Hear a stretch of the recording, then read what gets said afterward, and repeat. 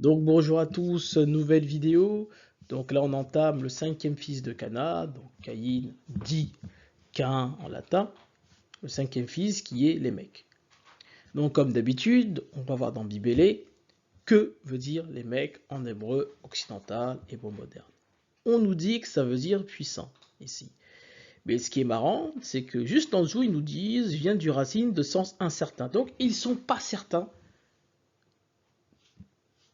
que Lémec veut dire puissant.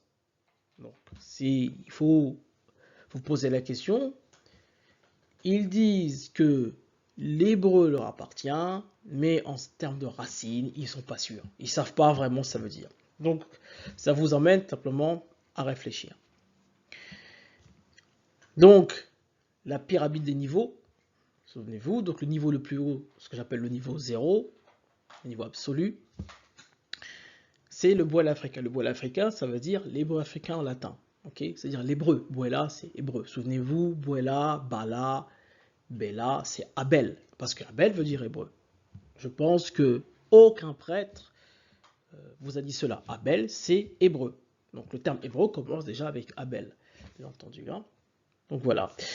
Donc les hiéroglyphes et langues africaines. Donc au niveau 1, l'hébreu moderne, l'hébreu occidental ou l'hébreu incompris, on appelle cela. Et donc comme introduction, c'est vrai que j'aurais dû vous faire ça pour les autres enfants, des notes, mais je ne l'ai pas fait. Donc là, je vais le faire lorsqu'on va utiliser les enfants, etc. C'est qu'il y a toujours une passation, il y a toujours une logique derrière, une logique que peu de personnes voient. C'est-à-dire qu'ici, souvenez-vous, on a trouvé Methusaël. Methusaël, bien sûr, c'est de l'hébreu moderne, latin, peu importe. On est passé du niveau 1 au niveau 0. On a vu que son nom, dans les langues africaines, c'est Masunda. En tout cas, en Kikongo Lingala, c'est Masunda. Okay, donc la racine consonantique, c'est MTSL, mais en réalité, pourquoi il y a un T et S ici? Parce que le T et le S, en réalité, est confondu. Donc c'est pour ça que le T et le S, bien entendu, sont côte à côte. Et ça vous emmène dans une spiritualité, bien entendu, que malheureusement, le latin ou le mot moderne, vous ne pouvez absolument pas voir. Et donc le T nasal, donc on peut l'enlever, ça nous donne MSL. Nous savons que le L égale le D comme les enfants des enfants. Ok, donc ça donne MSD, donc ce fameux Masunda, et on a utilisé bien entendu cette étymologie-là. Donc souvenez-vous, ND égale D, le L égale D, le T égale S, le K égale C égale S. Donc on a ce fameux MSL ici, de Masunda, c'est vrai que MSL ici, ou MSD. Et là, on sait que le S égale le K, on sait que le L égale le L ici, donc ça donne MKL. Donc en fait, on retrouve MiKL, ou MoKL, Mukula, peu importe. Ok. Mais regardez ici, nous sommes dans l'hiéroglyphe, donc gauche-droite, droite-gauche, au milieu à droite, au milieu à gauche, ce sont tout simplement les mêmes consonnes. Ok, ce sont les mêmes consonnes. On peut les intervertir, ça veut dire la même chose. Et regardez ici, ça nous donne tout simplement les mecs. Donc dans Methusaël, vous avez tout simplement les mecs. Tout simplement. Ok. Donc voilà. Donc maintenant ici, allons voir le passage qui va bien sûr décrire les mecs. En tout cas, on va voir cela. Donc, bizarrement, regardez ici, souvenez-vous, donc on a Caïn, Enoch, donc ici il y a une petite phrase pour Enoch, on nous raconte ici que Caïn a bâti une ville et qu'il a donné cette ville, en tout cas il a donné le nom à son fils d'Enoch, parce qu'il a bâti cette ville, etc. Donc souvenez-vous, on a vu que Enoch veut dire bâtir, ok, celui qui construit, ok, le forgeron, comme son père Caïn, ok, parce que Enoch veut dire Caïn, bien entendu, souvenez-vous. Donc ici, ensuite, on a Enoch engendra Irad, et ensuite, regardez comment ça s'enchaîne. Enoch, Irad, Mehujael, Methusaël, Methusaël, Émec. Et, bizarrement, quand on passe à l'Émec, ici, on nous raconte une histoire ici. Regardez. Donc, l'Émec prit deux femmes. Le nom de l'une était Ada, et le nom de l'autre, Tsila. Ada enfanta Jabal, il fut le père de ceux qui habitent sous ses tentes et près des troupeaux. Très très intéressant ça, ce qui est dit ici, mais on verra beaucoup plus tard. En tout cas, on verra tout de suite après les mecs, tout simplement, puisqu'on va, comme je dis, on va faire toute la lignée, dont les femmes et également de les mecs. Vous verrez que Ada veut tout simplement dire Judas. Mais bon, ça, on verra plus tard.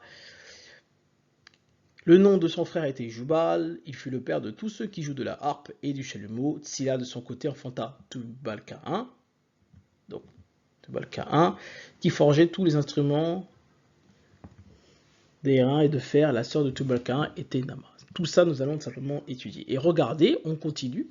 Et regardez ce qu'on nous dit. On nous dit, les mecs, dit à ses femmes, Ada et Tsila, écoutez ma voix, femme de les mecs, écoutez ma parole. J'ai tué un homme pour ma blessure et un jeune homme pour ma meurtrissure. Donc là, on comprend rapidement que j'ai tué un homme pour ma blessure, c'est Caïn, et un jeune homme pour ma meurtrissure, c'est tout simplement Tubal-Caïn, okay, son propre fils. Okay. Caïn sera vengé cette fois, ça on l'avait déjà expliqué, sera vengé cette fois. Okay, donc, c'est-à-dire que Caïn va être de retour, tout simplement, et les mecs 77 fois, mais les 77 fois, on verra aussi qu'on va étudier mais les chiffres, que le chiffre 7 en fait veut dire récompenser, récompense. Okay, c'est l'un des chiffres simplement préférés simplement de Dieu. C'est pour ça que le 7e jour, on se repose. On fait la salade, etc. Ok, donc ici, en fait, ça veut dire ici qu'un sera récompensé une fois et les mecs sera récompensé 2 fois. C'est ça que c'est-à-dire quand vous avez le numéro 77, ça veut dire récompensé 2 fois. Mais bon, on verra plus tard, puisqu'on avait déjà commencé avec le chiffre 0, avec le chiffre 1, on va continuer le chiffre 2, le 4, le 5, le 6, le 7, le 8, le 9. Mais à l'heure actuelle, là je vous parle, mais moi-même, je ne sais pas ce que veut dire le chiffre 8 et le chiffre 9. Je sais ce que veut dire du chiffre 0 au chiffre 7, mais pour l'instant, le chiffre 8 et le chiffre 9, je n'ai pas encore fait de vidéo et je n'ai même pas approfondi pour l'instant, à l'heure que je vous parle. Mais j'espère que je trouverai que veut dire le chiffre 8 et que veut dire le chiffre 9. Ok ? Mais bref, c'était un petit aparté. Donc ici, du coup, vous voyez que en fait, tous les enfants ici n'ont pas d'histoire, donc ça s'enchaîne. Donc tout ce qu'on a trouvé comme nom pour ses grands frères, les mecs, on voit bien que c'est des choses qui s'enchaînent. Donc toutes nos traductions sont excellentes.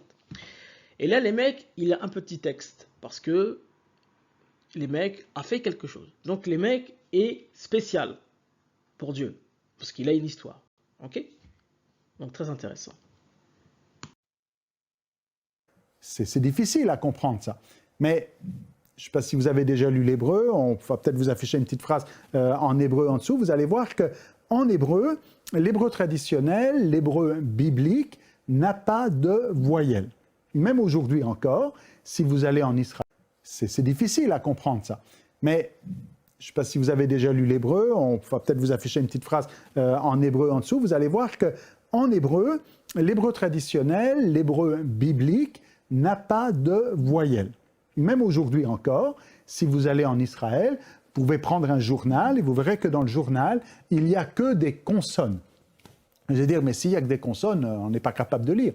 Oh, détrompez-vous. Si on affichait un mot en français, on pourrait faire l'exemple. Là, par exemple, j'affiche un mot en français ici. Est-ce que vous êtes capable de le lire? Vous avez reconnu Jérusalem, pourtant, il n'y a pas de voyelle. J, R, L, mais tout de suite, vous avez deviné que c'était Jérusalem, alors qu'on avait enlevé les voyelles. Mais c'était pareil en hébreu. En hébreu classique, c'est-à-dire à l'époque de Moïse, et puis pendant des siècles et des siècles, on n'a jamais écrit les voyelles, on n'écrivait que les consonnes. Donc voilà l'explication simplement du pasteur. En tout cas, au début, il a tout simplement raison, mais à la fin, dans l'explication, il a tort. Donc à l'origine, bien entendu, il n'y a pas de voyelles, ce qu'on a déjà vu. Donc en fait, en tout cas, ce que vous appelez l'hébreu, l'arabe, les hiéroglyphes, ce sont bien sûr des écritures consonantiques, dit souvent un abjad, et c'est simplement l'écriture des consonnes. Ok ? Et on a vu que les hiéroglyphes sont simplement les langues mères de ce qu'on appelle l'hébreu et l'arabe. Et dans l'explication que donne le pasteur, à la fin, ce n'est pas correct, c'est pas qu'on apprend à lire. Effectivement, lorsque vous apprenez à lire, il y avait les voyelles, mais en fait, en réalité, c'est pas une question de shalom, une question de silom, etc. Il y avait ces termes-là, mais en fait, ces termes, comme dans les hiéroglyphes, ces termes dépendent tout simplement du mot qu'il y a avant et du mot qu'il y a après, bien entendu. Hein. C'est pour ça que lorsque vous étudiez, bien entendu, les hiéroglyphes, un hiéroglyphe, bien entendu, peut dire plusieurs choses en fonction, bien entendu, de quoi il est associé, bien entendu. Hein. Ça, on l'a tout simplement déjà vu. Et donc, l'explication qu'il donne n'est pas tout à fait correcte. C'est qu'en réalité, on verra plus tard, en réalité, Moïse et les Égyptiens parlaient tout simplement l'hébreu, tout simplement, ou si vous voulez, les hiéroglyphes. Hein, c'est la même chose. Okay, donc, un mot, en tout cas, une racine consonantique accompagnée tout simplement d'une autre racine consonantique à droite et à gauche, bah, tout simplement, vous allez comprendre que là, il va falloir mettre silom ou shalom ou solom. Tout dépend de ce que vous voulez dire, tout simplement. Et non pas lors de l'apprentissage, simplement de l'écriture. C'est juste que le mot que vous voulez dire dépend de la phrase, tout simplement, dépend de la phrase. Donc, parfois, ce terme va être un verbe, parfois, ce terme va être tout simplement un nom, etc. Tout va dépendre avec lequel hiéroglyphe va-t-il être associé, tout simplement. Et donc ici, on a fait notre arbre généalogique, tout simplement. Hein. Et donc ici, souvenez-vous, ce fameux livre que je n'ai jamais trouvé, donc celui qui a fait ce livre excellent, il a tout compris, donc et là en Congo, ensuite les hiéroglyphes, le proto-sinaïtique, le proto-canadien, le phénicien, etc. Magnifique. Un arbre tout simplement magnifique. Et donc cet arbre-là qu'on voit ici, moi tout simplement je le coupe en deux, c'est-à-dire que tout ça, ce sont les langues africaines. Vous voyez bien Congo ici, il a bien compris. On verra que Congo, ça veut dire hébreu, etc. Et bon, ça, on verra plus tard. Mais tout ça, en fait, ce sont les langues africaines. Ensuite, je découpe ici, tout ça, ce sont l'hébreu occidental. Ensuite, tout ça ici, le grec, l'arabe, etc. Okay, donc, c'est juste en tout cas, je vous mets juste une pyramide de langue, entre guillemets, c'est bien sûr, c'est pour nous, en tout cas, c'est pour moi, c'est pour vous expliquer, bien entendu, comment nous procédons, ok. Voilà. Et donc ici, donc, à l'origine, pas de voyelle, donc dans la Tola, c'est-à-dire, dans la Toula, c'est-à-dire la Torah, et dans Kulumuna, c'est-à-dire le Coran, il n'y a pas de voyelle, et comme aussi dans les hiéroglyphes, il n'y a pas de voyelle, donc ça on l'a expliqué X fois. Donc l'écriture hiéroglyphique, on l'a déjà vu, c'est l'écriture consonantique.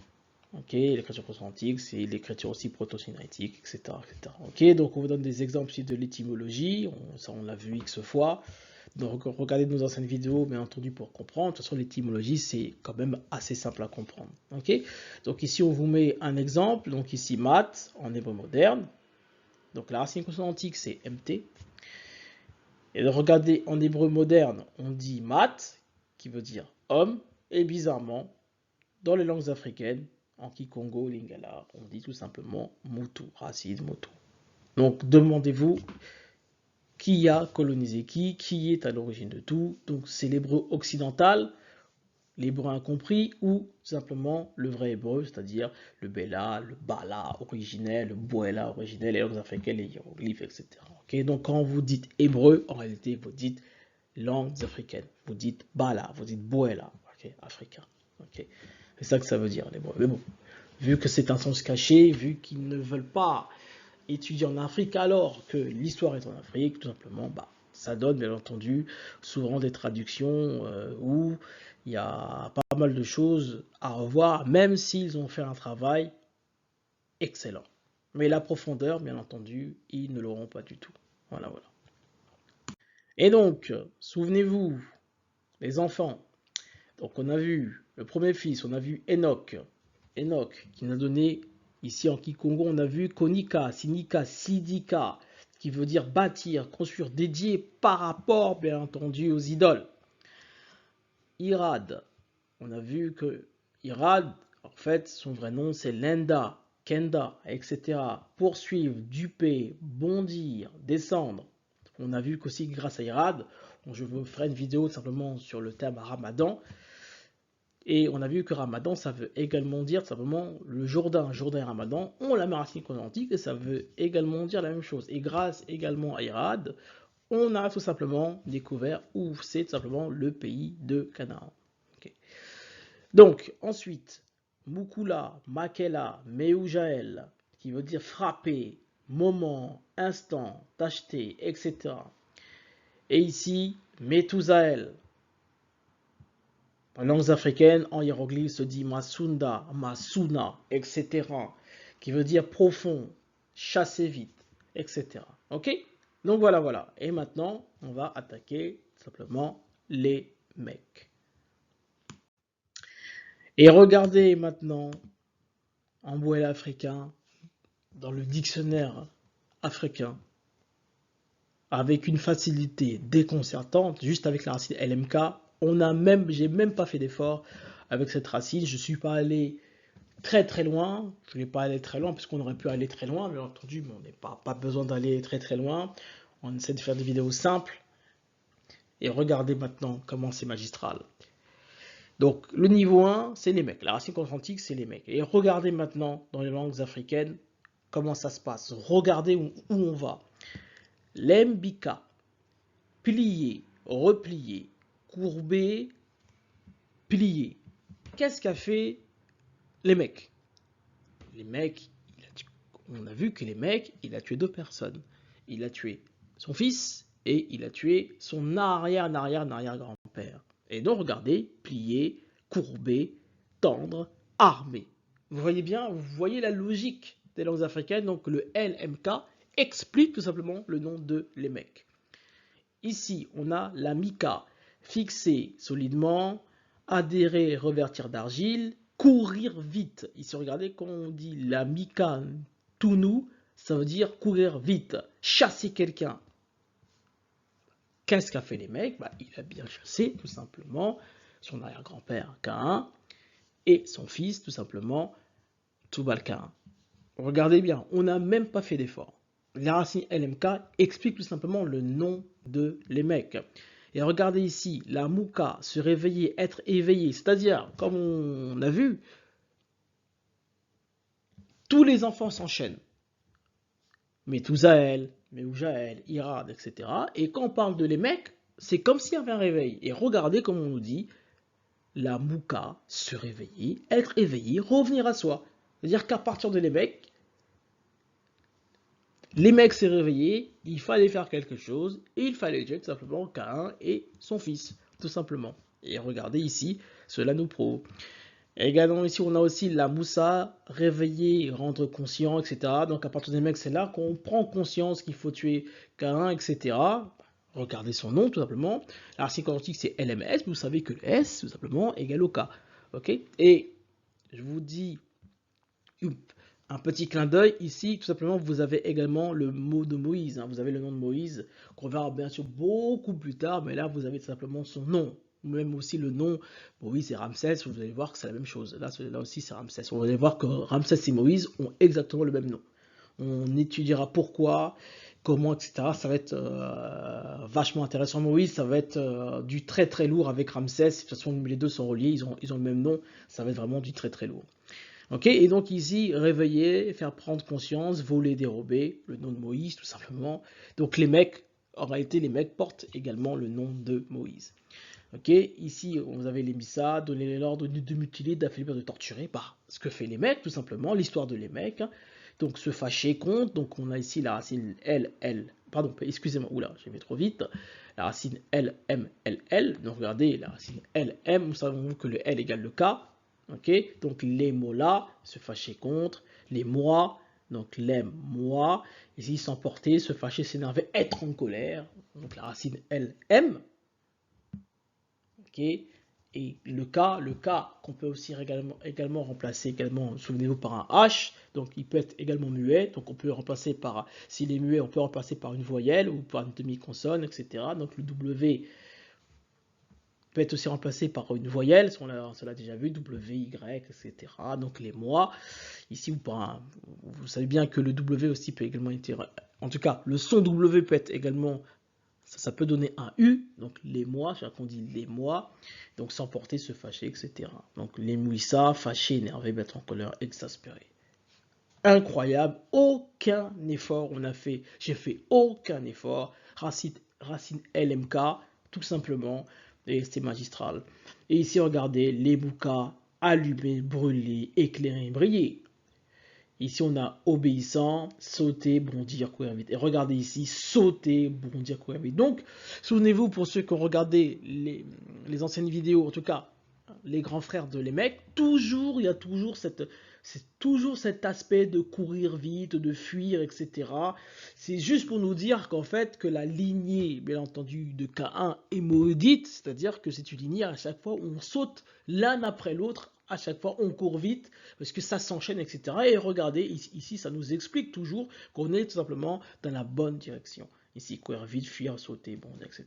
Ok. Et donc ici, regardez l'imola, LML ou LMK, on sait le L égale le K, ça veut dire faire disparaître, enlever, soustraire à la vue. Non. Franchement, que dire? Que dire? Incroyable. Donc, LMS, on sait que le S égale le K, ça nous donne les mecs. L'imola, LML, le L égale le R égale le K, l'imola, les mecs.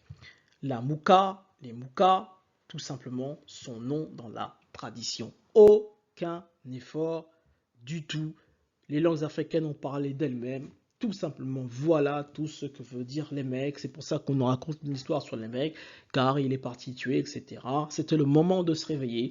Donc c'est pour ça qu'il y a un petit texte simplement sur les mecs, car son nom veut dire celui qui saute, celui qui jaillit, celui qui se réveille.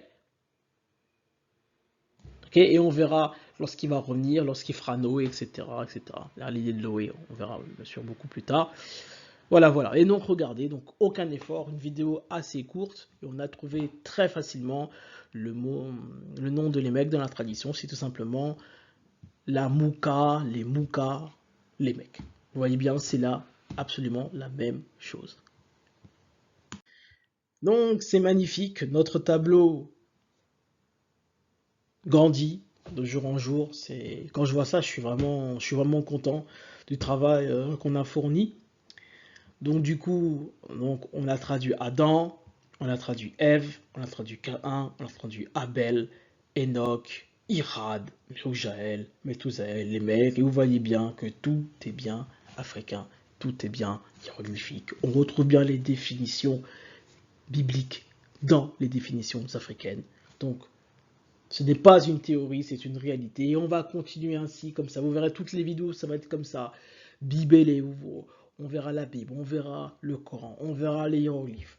Je vais essayer de m'intéresser au livre des morts. On va essayer de traduire également les rois pharaoniques, tous les rois. On va essayer de s'y pencher dessus, etc. On ira encore plus tard dans les rois de France. Vous allez être bien sûr vous allez être surpris sur les rois de France, de leur couleur, etc. Pas tous, bien entendu, hein, mais vous verrez ce qu'on vous cache, Louis XIV, etc. Mais j'ai hâte d'y être, il y a tellement de choses à voir, c'est vraiment l'excellence, et comme j'aime bien dire, qu'est-ce que vous pouvez dire, bien entendu, après que la traduction biblique est égale à la traduction africaine? Et même, la traduction africaine va beaucoup plus loin, bien sûr, que la Bible. Ça explique même la Bible elle-même. Donc quand vous dites les mecs, quand vous dites Irad, tout ça, ça a une histoire. Tout ça, il y a un sens. Tout ça, il y a une logique derrière. Ok? Et on va encore vous dire que ce sont des choses qui sont fausses. Vous voyez bien que pas du tout. Ok? Donc, je vous dis à la prochaine. Étudions, étudiez. Ciao, ciao.